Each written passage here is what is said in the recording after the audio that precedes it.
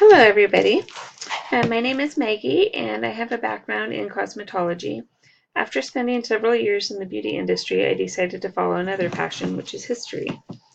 Um, and from that experience, I also learned that I really enjoyed anthropology as well. So my plan was to obtain a career in the historic district, and my long-term goal was to, and probably still is, open up an 18th century coffee and chocolate emporium and antique shop.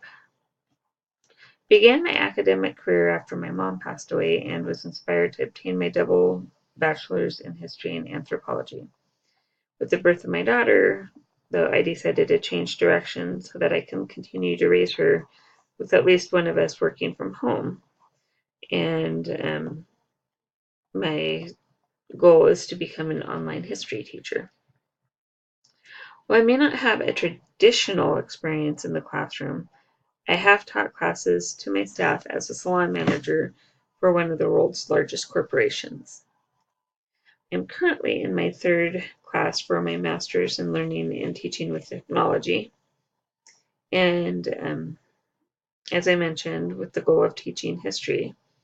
My degree will make me more employable because in an online setting, it's important for the educator to know the technology that is expected um, for the students to use.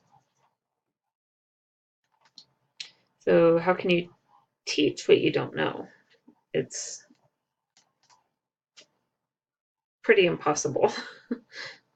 It's not impossible, but it makes it really hard, and kids can sense a weakness, and they'll know if you're not comfortable in what you're doing.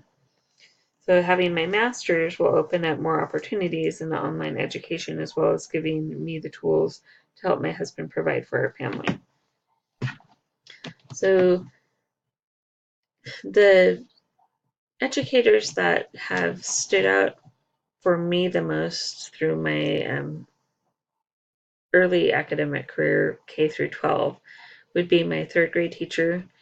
She used to take us out of the classroom, let us stretch our legs, lay out in the grass, and had a terrific school grounds, the rolling hills with the wood in the backdrop, and you know, just kind of getting the fresh air made me realize early on that it's I guess it kind of clicked later, but early on I was thinking, oh, this is a nice change. We can actually absorb more information. It's easier because we were more relaxed. So another educator that really stood out for me was my senior history teacher. I think initially he stood out because he made the class interesting, but he was also easily distracted if we didn't want to do something, and I know this is absolutely horrible and I don't recommend it for young students, is we'd distract him by asking him about basketball games that he'd attended and that he was coaching, and he would talk the whole entire lesson about basketball, and he'd completely forget about what we were doing. But he was an excellent history teacher, and the way that he taught it made us want to learn, and we really enjoyed his class, not just because he was easily distracted, but because he made it interesting. So action research, as I understand it, takes the learner outside the confines of the traditional setting, allowing them to absorb information through a combination of investigative, evaluation, and analytical research.